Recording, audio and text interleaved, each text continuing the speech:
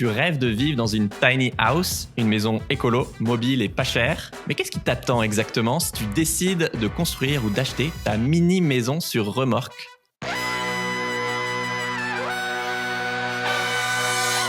Bienvenue dans Soif de Sens, des histoires d'humains qui changent le monde. Chaque semaine, je reçois un invité écolo, féministe ou solidaire pour t'aider à incarner le changement et te redonner foi en l'humanité. Je te mets pas la pression, Julie. Et aujourd'hui, on accueille Julie Bernier du compte Insta Sortez tout vert pour parler de Tiny House. Salut Julie. Salut Pierre. Alors, je te présente en 10 secondes. Tu es passionnée de permaculture et de zéro déchet. Tu as d'ailleurs écrit 2 manuels références sur le sujet que je vous conseille. Et on avait même fait des vidéos il y a 4 ans sur ma chaîne YouTube sur tes meubles zéro déchet. Et ben l'an dernier, tu as construit un très gros meuble, une tiny house. Et tu racontes cette aventure dans une BD très drôle et bourrée de conseils pratiques qui s'appelle Ma Tiny House, petite maison, grande aventure. Et donc, on va parler de tes galères bien drôles pour nous de l'extérieur, mais aussi de la magie du coup de construire sa maison. Trop bien. Je ne sais pas à quelle sauce je vais être mangée en plus. Quand est-ce que tu t'es dit que tu voulais vivre dans un habitat insolite, léger et écolo ? Moi, ça a commencé à Paris. J'habitais dans un 23 mètres carrés avec mon conjoint de l'époque. Je crois qu'on avait dû voir ou entendre parler de maisons de Hobbit. J'adore le Hobbit, j'adore le Seigneur des Anneaux et plus récemment les Anneaux de pouvoir. C'est vraiment des univers qui me transportent. Je me suis dit que je me verrais bien moi vivre dans un habitat différent de celui dans lequel j'avais évolué jusqu'à présent, donc la maison, l'appartement classique. Et j'ai entendu parler des tiny house. Je les trouvais trop mignonnes ces maisons. On aurait dit comme des sortes de maisons de poupées un peu. Et avec à la fois le confort de la maison, mais aussi la partie mobilité et autonomie qui m'intéressait moi en tant qu'écolo, je dirais. Des habitats légers, effectivement, il y en a plein, des yurts, des tipis, des cabanes dans les arbres, ou effectivement, comme tu dis, des maisons semi-enterrées comme les Hobbits. Tu peux nous raconter comment tu as arrêté de fantasmer sur le hashtag vanlife sur Instagram et justement comment tu as tranché pour la tiny house parmi tous ces choix d'habitat léger ? Ouais, alors effectivement, je pense que les réseaux sociaux nous donnent très très envie parfois d'adopter des modes de vie qui sont un peu moins glamour en vrai que ce qu'on penserait. Et moi, il y a un peu plus de 2 ans et demi, je pense, j'ai eu la chance d'aller au domaine de la Pierre Ronde, qui est un domaine dans lequel il y a plein d'habitats légers différents. Je sais plus dans quelle région c'est. Okay. C'est inspiré du Seigneur des Anneaux, c'est inspiré du Seigneur des Anneaux, exactement. Donc dans chaque habitat, il y a plutôt les maisons de Hobbit. Ouais, alors maison de Hobbit. À moitié enterrée. Il y avait maison de Hobbit, il y avait maison en bois tout simplement, il y avait tipi, yourt. Ah, il y avait tout un panel. Ouais. Et donc ça c'était super intéressant parce que moi je savais que je voulais aller vers un habitat réversible qui aurait peu d'impact sur l'environnement, mais je savais pas exactement lequel. Et en fait, j'ai un peu déchanté. En fait, c'était super d'être plongée encore une fois dans l'univers du Seigneur des Anneaux. Mais par contre, me projeter à vivre dans ces maisons-là, en fait, je me suis rendu compte que, par exemple, c'était très humide ou c'était très peu lumineux ou, je sais pas, il y avait des... Tout serré. Ouais, je me sentais pas bien dans aucun de ces habitats, en fait. Après, il y a des personnes qui adorent les yurts, il y a d'autres personnes qui adorent les maisons semi-enterrées. Moi, vraiment, je me suis rendu compte que c'était pas trop mon truc. Donc, premier conseil, allez tester, quoi. C'est bien de fantasmer et de kiffer pendant la phase de rêve, mais allez voir en pratique ce qui vous parle Exactement. Le plus. Allez vraiment voir, prendre son ressenti quand on arrive dans ces habitats qu'on a fantasmés derrière un écran. Pour moi, c'est super important. Ouais, et des filtres. Et en plus, c'est pareil, le hashtag vanlife, moi, il m'a fait rêver longtemps. Ensuite, j'ai fait un voyage en van. Effectivement, je me suis rendu compte qu'il y avait des choses que j'aimais vraiment pas du tout au quotidien dans les vanlife. Après, il y a des choses qu'on n'aime pas dans les maisons, il y a des choses qu'on n'aime pas dans... Genre quoi ? Les toilettes, t'as mal au Ouais, dos moi me doucher là où je fais pipi, c'est pas trop mon truc, ou alors vraiment ou le Il y a des gens dont c'est le truc. je sais pas s'il y a des gens dont c'est le truc, mais en tout cas, il y a des Et gens, qui sont moins voilà, sensibles. exactement, qui sont moins sensibles, je pense. Moi, c'était surtout la douche. Moi, c'était vraiment la douche, les sanitaires. Tu vois, je préférais aller dehors faire mes besoins que les faire dans le van. On est très terre à terre là. On vous raconte la vraie Mais vie. ouais. Puis il faut aller vider ses eaux grises et ses eaux noires tous les 3-4 jours. C'est une vraie gestion. Il faut trouver de l'eau systématiquement. Okay. C'est une vraie gestion le van. Mais c'est formidable à plein de points de vue, mais voilà, il faut pas trop idéaliser. Et je pense que c'est le cas dans tous les habitats légers. Il y a des plus, il y a des moins. Et il faut trouver là où tu te sens le mieux. Et moi, les tiny house, du coup, en allant en voir plusieurs, je me suis dit, bah, franchement, j'adore. Bingo. Ouais, bingo, genre c'est ça. J'ai envie d'un logement qui soit quand même confortable, sain, dans lequel j'ai suffisamment de place. En fait, moi, je trouve qu'il y a plein de places dans des tiny house si elles sont bien conçues. Je suis un peu un chat, je pense, ou j'ai dû être un chat dans une vie antérieure. Et j'adore prendre un peu de la hauteur. J'aime bien les mezzanines, et j'aime bien être chez moi aussi. donc je pense que c'était vraiment l'habitat qui me convenait le mieux. Et à quel moment tu te dis, ok, j'avais ce rêve depuis longtemps, c'est maintenant. Ouf. Maintenant, je vais pas chercher un appart, je vais aller. Je vais le faire. Il y a un pas à franchir, quoi. Ça, c'est vrai. Je pense que je me suis dit ça quand j'ai eu l'opportunité de le faire. Avec le recul, je pense que j'ai un peu sauté dans le train en marche. Parce que justement, l'opportunité était là et je me suis dit, bah là, ça fait 6 ans que t'en rêves. T'as les moyens, t'as l'espace. Il faut que t'y ailles. C'était quoi, t'as l'opportunité? J'étais dans un lieu où j'ai réussi à échanger mon travail contre l'utilisation d'un hangar sous lequel construire ma tiny house. Là, c'est pas l'opportunité qui t'est tombée, du coup, c'est toi qui a dit, les gars, est-ce que ça vous dit, on fait ce truc? Ouais, c'est ça. Mais bon, il faut quand même avoir l'opportunité de départ de quelqu'un qui a un hangar qui cherche une personne pour faire de la permaculture. Donc, t'étais déjà en train de chercher un hangar, quoi. Ouais, disons que j'attendais vraiment l'opportunité. Comme je te disais, ça faisait 6 ans que j'y pensais, que je mettais de côté aussi. Parce que... Spoil pas. Ouais, l'étape d'après, effectivement, c'est de séduire un banquier pour qu'il te prête de l'argent. Alors, combien ça coûte une tiny? Dans la BD, t'écris qu'il faut prévoir entre 15 000 et bien 40. Moi, j'ai vu jusqu'à 50 000 si tu la construis ou bien si tu l'achètes, forcément, les deux extrêmes. Est-ce qu'ils ont kiffé ton projet, les banquiers? Ils ont pas trop kiffé mon projet, non. Peut-être que c'est mon potentiel de séduction qui n'a pas été assez grand. Non, en fait, je suis auteure et créatrice de contenu, donc j'ai un peu des revenus en dents de scie et surtout, je gagne pas assez d'argent pour payer des impôts. Donc, à partir de ce moment-là, les banquiers ne m'aiment pas trop.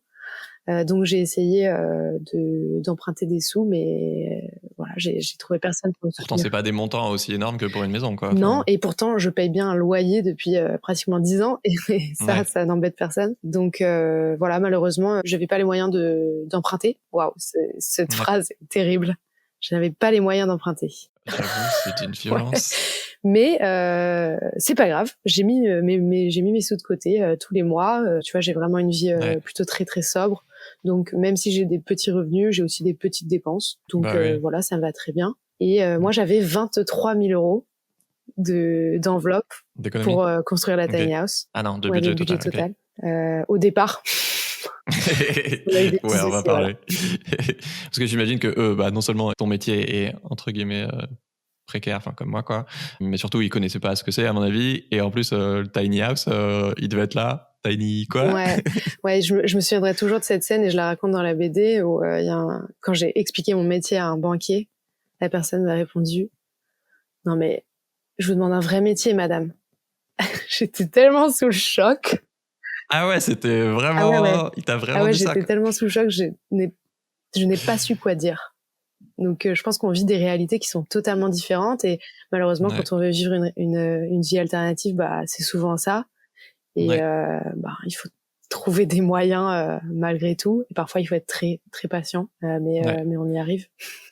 Du coup, l'acheter, donc c'était pas une option. Voilà. Puis toi, je pense que t'avais pas assez d'argent. Et puis en plus, à mon avis, t'avais très envie de construire. Ouais, moi j'adore faire les choses par moi-même. J'avais envie d'apprendre. Et là, c'est mon passage préféré de la BD parce que vraiment, j'ai explosé de rire. T'écris qu'à ce moment-là, t'as 2 options. Soit tu l'auto-construis, mais tu vas galérer de ouf.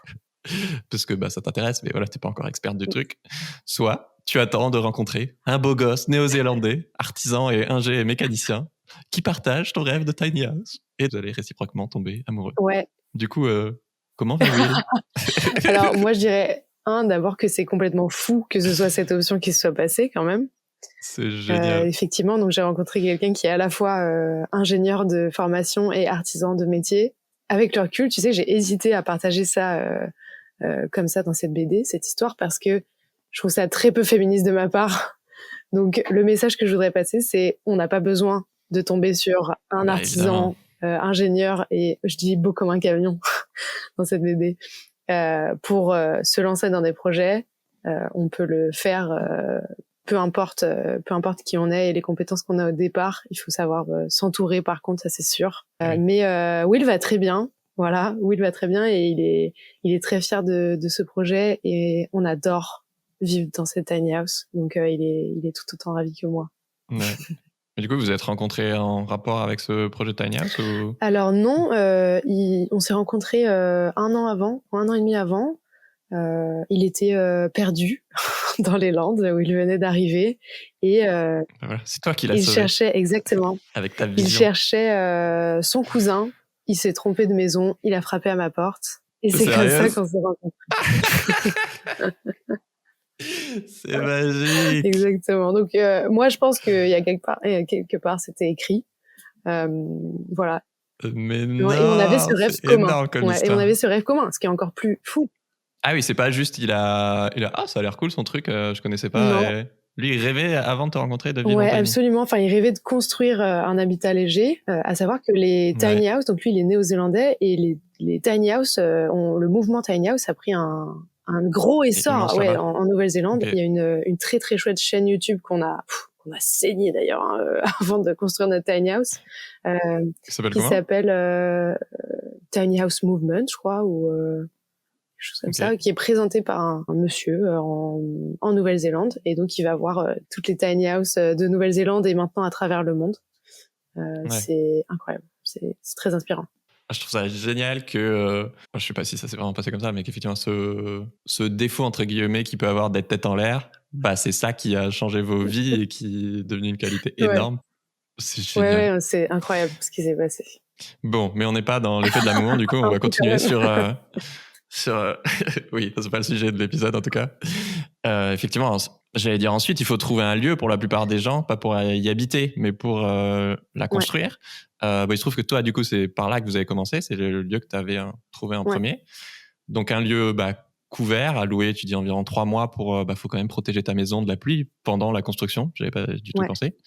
Et super haut pour que ta maison passe dessous et avec la place pour conduire une remorque de 8 mètres.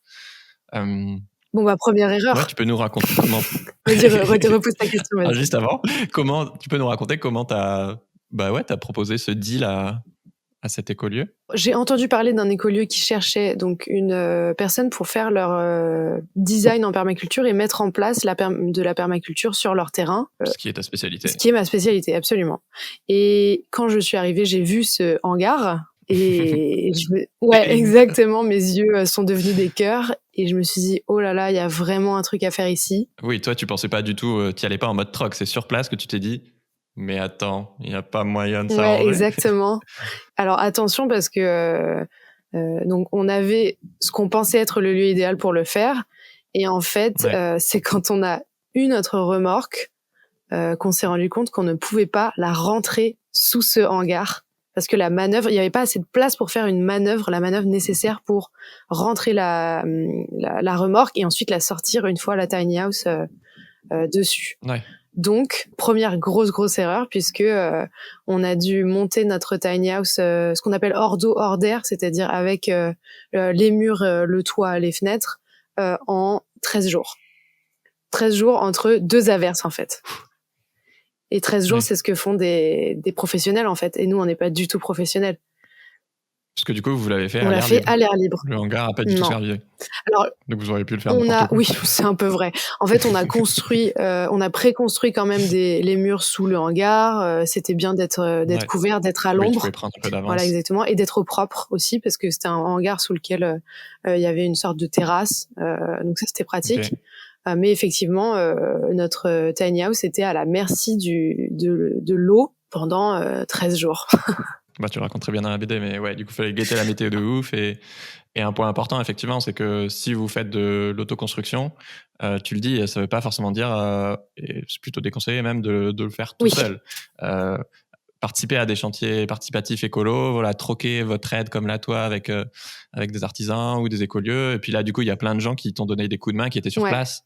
Donc, même s'il n'y a pas eu le hangar, tu as au moins eu plein de main-d'œuvre qui t'apportent de l'énergie, de la patate et tout ça. Et puis, on avait des copains formidables qui, d'abord, voulaient vraiment nous aider, mais deux, ils avaient cette réaction à chaque fois qu'on faisait quelque chose de nouveau. Ils arrivaient dans la tiny house, waouh! Alors que, je sais pas, on venait de peindre un mur en blanc ou juste de faire des petites choses.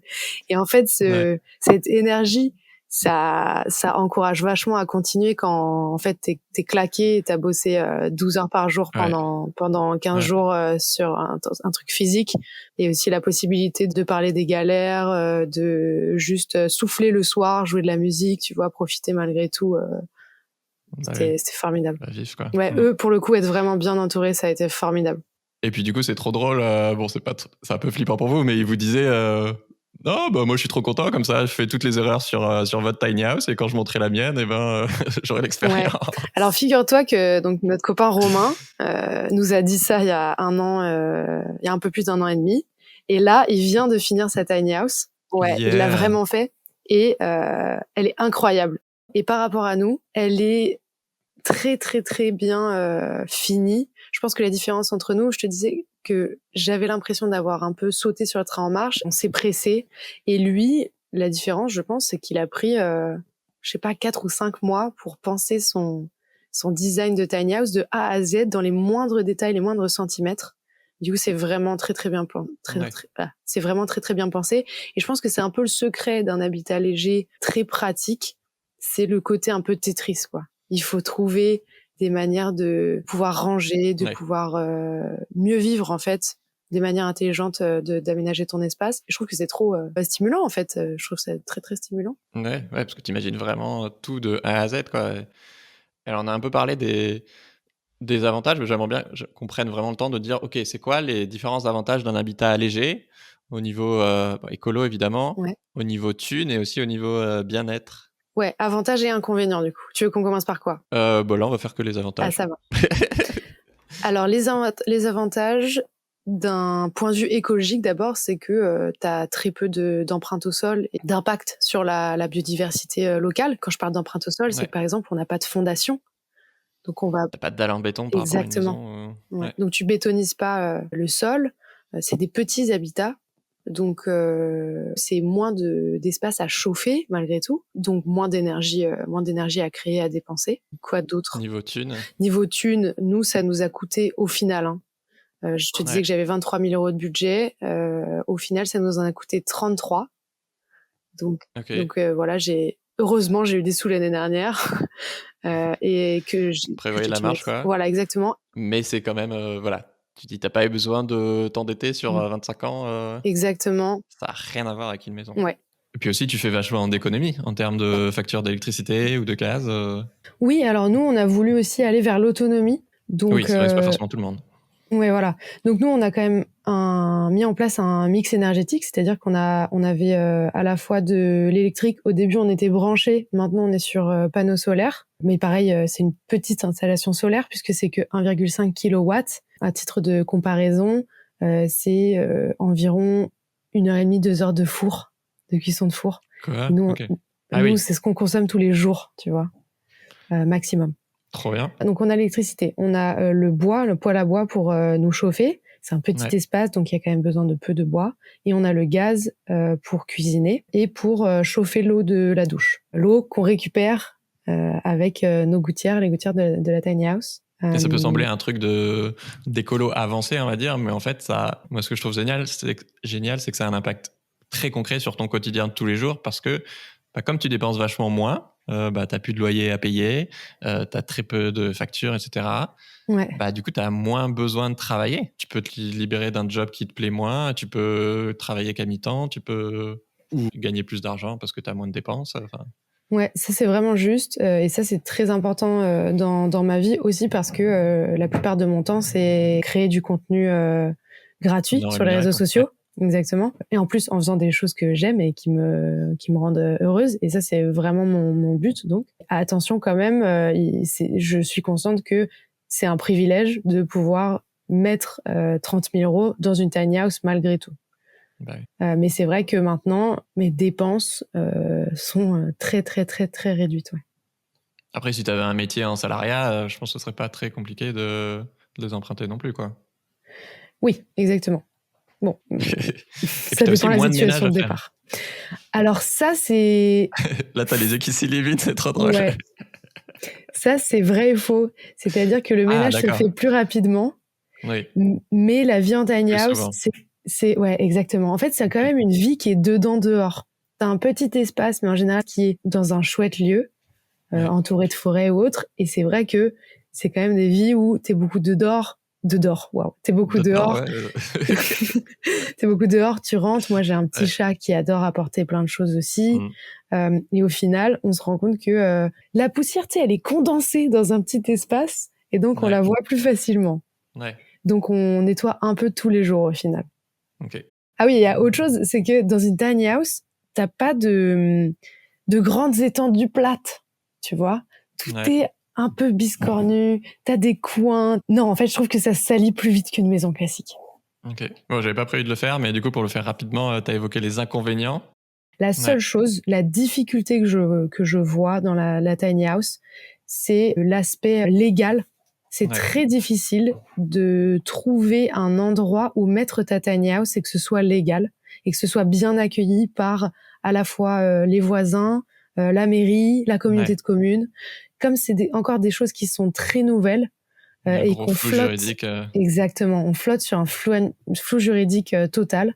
Et donc, t'es un peu à la merci de ce qui se passe d'un point de vue local. Si le maire est plutôt ouvert, formidable, et écolo, formidable. S'il est plutôt de droite, bah c'est fichu. Ouais. Enfin, Puis le maire potentiellement, peut c'est changer fichu. aussi, Et le maire peut changer aussi, ouais, changer d'avis, du coup. exactement. S'il y a quelqu'un qui t'autorise à mettre ta tiny house, un maire, c'est légal, c'est bien, c'est règlement, c'est tout le monde est d'accord, c'est formidable. Ouais. Attention à bien le mettre sur papier et que cette autorisation n'ait pas de date de fin à partir Ouais. du moment où le maire change. Parce que ça, c'est très compliqué. Enfin voilà. Pour moi, la seule complexité de la vie en tiny house, c'est ça, la tranquillité d'esprit de te dire je suis chez moi.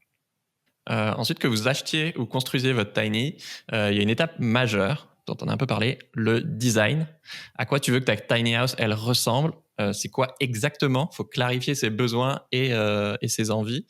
Et surtout, après, comment les faire rentrer dans, ouais, je sais pas, ça dépend, 20 mètres carrés, quoi. Par exemple, toi, tu voulais plus travailler dans ton lit, donc il fallait un bureau indispensable. C'est ça. Ton mec Will, il a des planches de surf immenses, donc il fallait un rack pour ranger ses planches de surf. Ouais. Et tous les deux, et votre chat Harvey, donc qui est un peu aussi la star de ton compte Instagram. C'est clair. Vous dormez en étoile de mer, donc j'imagine qu'il fallait un grand lit à tout prix. Exactement. Donc ça permet de faire des simulations 3D que vous avez fait avec une architecte d'intérieur. Et finalement, vous avez changé tous les plans au dernier moment. Est-ce que tu peux nous raconter? Ben oui, en fait, on a fait des premiers plans avec une architecte qui, bah voilà, elle m'a dit exactement ce que tu viens de me dire. Le point de départ de ta tiny house, c'est toi-même, et il faut que ta tiny réponde à tes besoins. Quels sont-ils? Qu'est-ce qui fait que ta vie est particulière?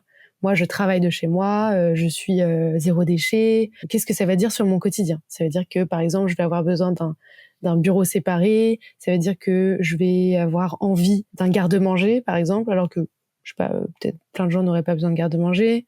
Oui, j'aurais peut-être plus un gros frigo alors que... Exactement. En fait, c'est ça, c'est qu'est-ce qui va te correspondre à toi. L'idée, c'est ça, lister ses besoins et ensuite te dire comment ça va se traduire d'un point de vue vraiment matériel. C'est les objets auxquels tu vas devoir trouver une place dans ta tiny. T'as raison, en général, une tiny, c'est entre 16 et 24 mètres carrés, quoi. Okay. Avec les mezzanines comprises. Ouais.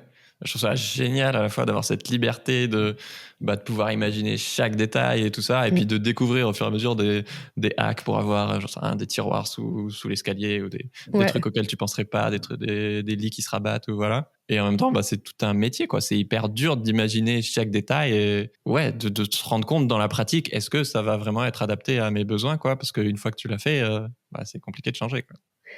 Oui et non, parce qu'en fait, du coup, si tu pars vraiment sur une autoconstruction, t'as appris à le faire et donc techniquement, t'as appris à le défaire.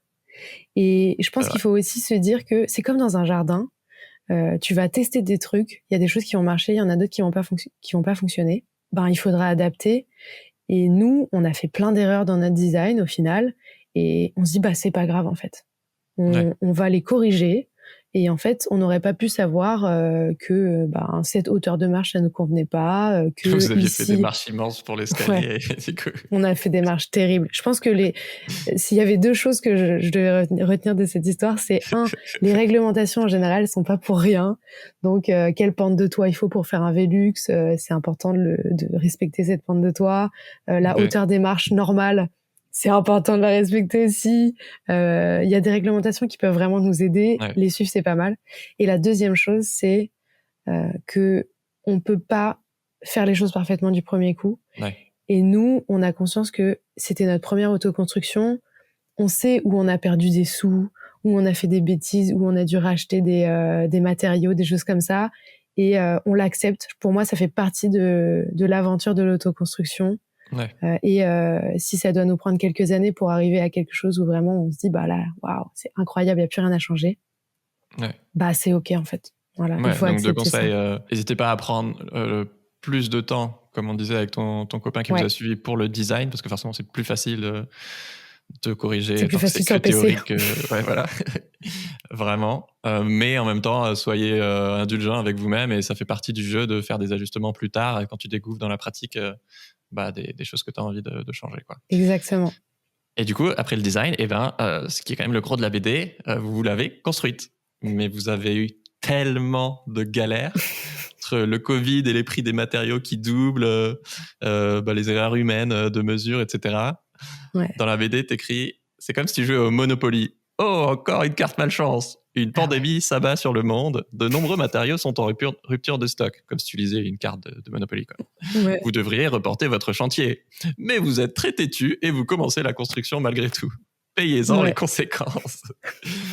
Dans la BD, c'est drôle pour nous. Mais j'imagine que par moment aussi, pour vous, c'était drôle. Mais en vrai, vous avez dû tellement péter un câble. Est-ce que... il y a des moments où tu as vraiment failli abandonner? Franchement, je me revois crier dans un coussin une fois où je me suis dit, vas-y, c'est bon, j'en ai marre, on plaque tout, c'est terminé. Parce que j'avais l'impression de nager à contre-courant et que j'arriverais jamais à rejoindre le haut de la rivière. En fait, c'était trop dommage. Et puis, c'était pas comme ça que j'avais envie de vivre cette aventure. Après, j'aurais pu me dire, je reporte. Et moi, je suis trop têtue. Je sais pas pourquoi. Je m'obsède jusqu'à arriver à mon but premier. C'est comme ça que je fonctionne. Et du coup, j'en paye les conséquences. Mais c'est bien, c'est ça qui te fait accomplir autant de choses aussi. Mais quel privilège de pouvoir vivre son rêve, en fait. Donc, c'est ça qui me donnait aussi envie d'avancer. Et mon compagnon, Will, a été un super soutien. Lui, il s'est dit, à partir du moment où on avait 2/3 des matériaux, mais tu rigoles ou quoi, on va pas arrêter maintenant. On a fait le plus dur, donc c'est hors de question. Mais du coup, c'est aussi important d'avoir une bonne communication dans le couple, parce que je pense qu'il y a pas mal, si vous faites ça en couple ou en famille, de couples qui doivent divorcer ou se séparer, parce que c'est hardcore comme projet, quoi. Ouais, quand t'es soumis au stress, que t'es fatigué, que tu travailles ensemble toute la journée, que toute ta vie c'est juste cette personne-là, franchement, mettez en place une communication systématique et fréquente, parce que sinon juste t'imploses, quoi. Ou acheter au lieu de construire, si vous pouvez. Enfin, moi, clairement, c'est ce que je ferais. J'aurais pas votre courage de me lancer là-dedans, mais oui, je pense que, on sait un peu le ratio de gens qui achètent des tiny par rapport à ceux qui construisent. J'imagine qu'il y en a quand même beaucoup plus qui achètent que qui construisent, quoi. Je sais pas vraiment. Je sais que le marché vraiment des tiny explose en France et que sur certaines entreprises, il faut attendre 1 heure et demie. Waouh, 1 an et demi. C'est très long. Très long, 1 heure et demie. Il faut attendre 1 an et demi Ouais. pour qu'elle Oui, il soit y a pas créée et assez livrée. d'offres en ce moment. Ouais. Mm. Donc, je pense Ok. qu'il y a beaucoup d'achats. Après, je Bah, conçois ça paraît que logique. Ouais. fabriquer sa maison, c'est beaucoup de recherche, beaucoup de Ah bah travail. ça aussi, tout le Voilà. design, ouais. T'as quand même déjà des offres préformatées où tu Ouais, dois avoir un peu de modularité, mais ouais. ouais, tu sais un peu ce que c'est les grosses spécificités de l'achat par rapport à la construction? Mm, Je sais pas, je dirais. Moi, je pense surtout aux finitions. Ouais, Honnêtement, quand t'achètes, t'as vraiment un produit fini qui est professionnel. T'as oui, pas des petites galères. Tu vois, parfois, nous, on a fait des installations. Bon, elles tiennent, c'est bien, mais tu oui, sais que bon, dans 2-3 ans, va falloir revenir dessus. ok. C'est pas du bricolage, tu vois. Bah, c'est un Alors que nous, métier, quoi. parfois, on Mm. a fait du bricolage. Et Ouais, effectivement, on se dit pas qu'on est professionnel. Si je m'étais dit que j'étais professionnel, j'aurais fait un manuel sur les tiny house, comme j'en ai fait un sur le zéro déchet et la permaculture. Mais là, j'ai oui. choisi la BD parce que justement, je suis pas professionnelle et que moi, Et ce du que coup, je t'as peux plus de raconter, blagues à raconter. ouais, j'ai plus de blagues à raconter, j'ai plus de galères qui nous sont arrivées. Et en Ouais, fait, je pense que dans toutes les galères, il y a une leçon à apprendre. ouais. Et j'ai appris plein de leçons. Bah oui, ta montée en compétences, elle est incroyable. Ouais. Autant sur les trucs techniques que sur la gestion de projet, que sur La communication, ouais, que le ton travail de aventure en groupe. couple. Ouais, Ouais. ouais. Je fais une parenthèse. Dites-nous un truc que vous retenez de cet épisode en commentaire parmi tout ce qu'on raconte, soit en commentaire YouTube, soit dites-nous en story, Insta, @sortez ouvert, taguez-nous et soif de sens. Ça serait carrément intéressant. Mais donc, il faut vraiment pas sous-estimer le temps que ça prend et les montagnes russes émotionnelles, à mon avis, Mm. même à l'achat. Mais Ouais. vraiment, rien qu'en lisant la BD, j'étais fatigué pour vous, quoi. Au final, ça vous a pris combien de temps? Elle n'est pas encore terminée aujourd'hui. Ouais, Donc, c'est difficile à dire. Pour la mettre hors d'eau, hors d'air, comme je te disais, ça nous a pris 13 jours. Après, on a commencé à faire les travaux intérieurs et on a vécu dedans au bout de 1 mois d'aménagement. ok. Donc, c'était pas très long. Et ensuite, les aménagements plus dans la décoration, les choses comme ça, Ouais, je pense qu'il y a 1 mois de plus de travaux encore. Et là, ce qui nous manque, c'est les finitions. On s'en rend pas compte. Parfois, je partage des photos sur Instagram, les gens sont là, waouh! Mais en fait, le tour de nos fenêtres, c'est toujours de la mousse expansive. On n'a jamais fait le tour des fenêtres en bois, nickel, bien propre, tu vois. Moi, je le vois tous les jours, ça me rend dingue. On voudrait changer l'escalier, je te l'ai dit.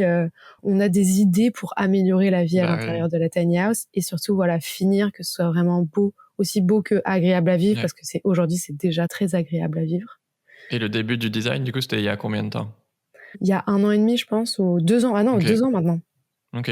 Mais bon, au début, j'imagine que c'était pas tous les Très jours, lent. quoi. Oui, c'est très lent. Puis en plus, au début, c'était à tâtons. Tu recherches sur Pinterest, tu regardes 90 tiny house qui te plaisent. Ouais. Elles ont rien à voir les unes avec les autres. Il y a des choses que j'avais bien aimé faire et suivre dans certaines émissions. Je pense que sur Netflix, il y a une émission sur les tiny house. Parfois, Ouais. les présentateurs donnent des exercices à faire à des gens qui vont réduire leur habitat, parce que malgré tout, Ouais. bah, parfois on se rend pas compte, mais une tiny house, c'est quand même petit. Et ils se retrouvent chez des accumulateurs compulsifs qui ont plein d'affaires. Je me souviens de cette personne qui a un dressing juste pour son chien et Quoi? qui veut habiter dans une tiny house. Et ils leur font faire des exercices incroyables. Ils leur disent, bah, ça, c'est votre cuisine. Techniquement, la surface de votre cuisine, c'est l'intégralité de votre tiny house. Enfin, essayez de faire rentrer tous les meubles dont vous pensez vraiment avoir besoin dans cet espace pour être sûr que vous Bah êtes oui. prêt à vivre dans un habitat comme ça. Mais ils y arrivent ou ils y arrivent pas? Et parfois, ils y arrivent. Parfois, c'est le Ouais. gros choc, ouais. C'est le gros choc et le gros doute, Bah oui. disons. Bah, Après, c'est heureusement aussi qu'ils à font ça avant, l'américaine. quoi. Donc, Oui, parfois, les oui, tiny forcément. house, c'est des trucs qui s'ouvrent, qui s'agrandissent. Enfin, c'est des trucs incroyables. Du coup, ça vous a coûté, t'as dit 33 000 euros en tout, c'est ça? Ouais, exactement. Et en comparaison, par exemple, notre copain Romain, ça lui a coûté 25 000 euros. Ok. Et Sachant que là, on compte pas la main-d'œuvre gratuite, enfin, votre travail humain, ah oui, quoi. absolument. On parle de Clairement. matériaux. Oui. Nous, ce qu'on nous a conseillé en autoconstruction, tu le disais au début de la vidéo, c'est un budget de 40 000 euros pour être sûr. Voilà. Ouais. Il vaut mieux avoir plus et te dire ah bah trop bien, je vais pas utiliser tout mon budget que comme nous Trop dans le plafond. arriver à la fin, ouais exactement, et t'as pas fini ta tiny house, tu peux pas vraiment vivre dedans et tu dois mettre. Moi j'ai mis tout mon salaire de l'année dedans quoi pour qu'on puisse vivre dedans. Donc prévoyez de la marge parce que il y aura des erreurs d'estimation, il y aura des erreurs de coupe, des problèmes de matériaux comme vous avec le Covid où tu as des pénuries ou les prix qui doublent. Tu as compté 3 000 euros d'outils aussi auxquels on pense pas forcément. Mais oui, on pense pas aux outils. Mais qu'est-ce qu'il en faut des outils différents pour construire une maison? C'est fou, hein. Ou de location de véhicules pour aller chercher des matériaux ou quand t'as une Twingo ou quoi, ça rentre pas quoi. Ouais, exactement. Il s'avère que j'avais une petite voiture en plus. Mais et les autres choses, c'est que évidemment t'as des marges sur les matériaux que tu utilises, mais t'as aussi des décisions que tu prends. Moi, je sais que l'isolation, par exemple, c'était très très très important pour moi que on puisse la toucher sans gants, parce qu'en fait, c'est ce qui va protéger ma maison, c'est l'air que je vais respirer malgré tout, et avoir de la laine de verre, des choses comme ça. Moi, je pouvais pas, en fait. Je me suis dit, si je construis une maison écologique, j'ai besoin de savoir qu'elle est saine de A à Z. Et donc, j'ai essayé de trouver une isolation écologique, mais il s'avère que j'ai dû aller jusqu'à Bordeaux en voiture pour aller la chercher. Et qu'elle coûtait... c'est de la laine de coton recyclé. C'est les vêtements que tu mets dans les bornes de vêtements, tu sais, de recyclage. Okay. On voyait, c'est trop marrant. Donnez vos vêtements pour que Julie puisse avoir chaud l'hiver. Ouais. C'est trop bien. On voyait des petites étiquettes parfois, je sais pas, H&M ou des trucs comme ça. Dedans, c'est assez marrant. Mais j'ai dû aller à Bordeaux avec un camion de 9 mètres carrés, de 9 mètres cubes, parce que c'est des choses très spéciales. Ouais. Puis c'est des choses très spéciales à trouver, en fait. Tout ce qui est encore naturel et écologique, ça se trouve pas dans le premier magasin de bricolage. Donc tout ça, c'est votre expérience perso et je me demandais, est-ce que tu penses qu'elle est représentative des gens qui s'installent en tiny house? C'est dur cette question. Je pense qu'elle est plus ou moins représentative des personnes qui fabriquent parce que même si ça va être d'autres histoires qui vont leur arriver, quand t'auto-construis, t'as toujours des galères, exactement. Et je pense qu'on se met un petit peu mieux dans la tête et dans la vie des artisans. Les artisans, ils sont toujours en retard, ils ont jamais les bons matériaux, je sais pas quoi. En fait, quand on se retrouve... Du coup, t'as vachement d'empathie pour eux. Exactement. Là, tu te dis, je comprends mieux, en fait, pourquoi ça se passe comme ça. Et oui, je pense que c'est assez représentatif parce qu'en fait, tu te lances dans un truc. C'est comme si t'avais fait, je sais pas, un mois de gym et que t'es arrivé au JO. T'as pas les compétences en fait au départ, c'est impossible. Tu sais pas ce qui va te tomber dessus. T'es pas prêt, mais tu vas l'être. Genre c'est ok en fait. Ça va marcher. Il faut être patient, il faut faire des recherches, il faut s'entourer, il faut communiquer, mais ça va marcher. Ouais. L'autoconstruction c'est quelque chose. Ouais. Et tu te vois vivre dedans pour la vie ou le but c'est de la revendre dans quelques années ou... Ça dépend de la manière dont on va pouvoir la stocker, la mettre quelque part ces prochaines années, parce que malheureusement on va pas pouvoir rester sur le terrain sur lequel on est aujourd'hui par exemple. Et donc si on arrive à trouver un endroit où on est bien, on peut la mettre. Il y a rien de mieux au monde que de vivre dans cette tiny quoi. Je la trouve oui, toi le but c'est de vivre dedans le plus longtemps possible. Et à partir du moment où on veut pas d'enfants, on est en couple mais on ne veut pas d'enfants, on n'aura pas forcément besoin d'espace supplémentaire, donc je me vois bien, en effet, y vivre très longtemps. Oui. Mais donc, chose basique, mais effectivement, posez-vous la question des enfants ou d'autres choses, hein, si vous voulez, j'en sais rien, un chien ou habiter en coloc ou quoi, sur le long terme, ou avec vos parents, je sais pas. Ouais. Est-ce que ça va vous suffire? Je pense que c'est comme quand tu achètes un appart, en fait, tu t'achètes pas le même appart si tu te dis que tu vas le revendre dans 5 ans. Du coup, tu essaies d'avoir un truc un peu plus, j'en sais rien, proche du métro, des écoles et tout ça qui va intéresser les gens, que si c'est toi, tu te dis tu vas vraiment vivre dedans et là, tu fais plus sur tes critères à toi, de coup de cœur, de proximité, etc. Et du coup, là, tu peux vraiment le personnaliser et faire des choix tranchés et qui vont pas forcément plaire à tout le monde et le rendre plus difficile à revendre, mais tu t'en fous parce que c'est chez toi. Le but, c'est de vivre dedans, quoi. Ouais. Bah ouais, exactement. Il faut pas considérer la tiny house et l'habitat léger comme des habitats jetables, surtout. Oui. Mais par contre, c'est ok de construire quelque chose qui, quelques années plus tard, ne te convient plus parce que ta vie évolue. Et c'est pas forcément un échec, c'est juste une évolution et ça conviendra sûrement très bien à quelqu'un d'autre. Bah ouais. Je pense que ça va clairement se démocratiser, quoi. Oui, je pense. Alors ça c'est clair, j'en suis persuadée. Et je pense qu'il y a quelque chose qui nous empêche parfois d'aller vers des projets, c'est cette sensation de c'est pour toute la vie. Alors là, je construis ma tiny house, c'est pour toute la vie. Ou j'achète cette maison, c'est pour toute la vie. Oui, et ça fait trop peur. Je peux pas revenir en arrière, quoi. Exactement. Alors que pas du tout, en fait. La plupart des choses qui nous font peur comme ça, bon, à part si vous avez un enfant, là, bon, c'est pour toute la vie. Clairement, il y a plein de choses sur lesquelles on peut revenir, en fait. On peut changer, on peut évoluer, on peut revendre. Voilà, c'est pas une fin en soi. Ce qui est difficile, par contre, ce qui serait difficile pour moi, ce serait de retourner dans une maison moins écologique, refaire pipi dans de l'eau propre, redépendre beaucoup plus de la société. Ouais, redépendre beaucoup plus du... Ouais. On a des toilettes sèches dans la tiny qu'on sort tous les 4 jours et c'est tout. Ok. Et pourquoi ça te tient à cœur de le partager en BD ? Pour plusieurs raisons. Je pense la première, dédramatiser l'échec. Ouais. L'échec, ça fait peur. Réussi. Ouais, merci. L'échec, ça fait peur. C'est un grand méchant loup. Non, mais par contre, ça a été un chemin semé d'embûches, quoi. Ouais.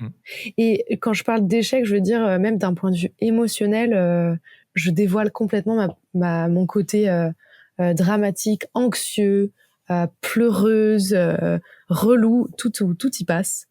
Mais en fait, c'est ok. Je pense que c'est vraiment toutes les émotions que n'importe qui peut vivre quand il ou elle fait un projet comme celui-là. Et donc, je trouve que la BD aide beaucoup à ça parce que tu vas pouvoir vraiment partager une émotion. Donc, toi qui l'as lu, je pense que tu as pu voir genre, les visages de mon personnage, les expressions, les grands gestes. Tu vois, ça, pour moi, ça fait partie du passage d'information par l'émotion. Et une autre raison, pourquoi en fait, non, j'ai peut-être qu'une raison. Hein. C'est une très bonne raison. Je trouvais que ça marchait bien, en fait. Il y a des moments où je me suis arrêtée dans notre construction et je me disais, mais ça, c'est trop fort, quoi. C'est trop marrant ce qui vient de nous arriver. C'est trop bon. Il faut que je transmette ça. Il faut que je transmette ces leçons et aussi pour éviter à d'autres de faire la même chose, en fait. Je suis trop flatté que tu me dis que j'étais la 2e personne à avoir lu ta BD.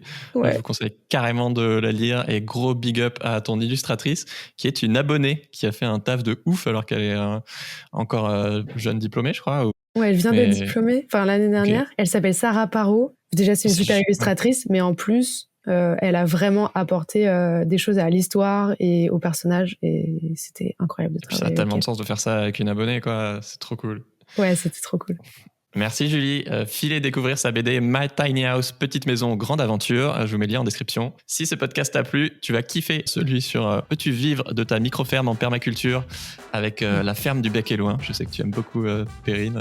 Clairement. Et celui sur les écolieux et les oasis. Abonne-toi et partage tout de suite ce podcast à un ami. C'est un ordre. Je rigole évidemment. Un ami qui veut quitter la ville. Ça m'aide énormément. Ciao Julie, ciao tout le monde. Ciao Pierre.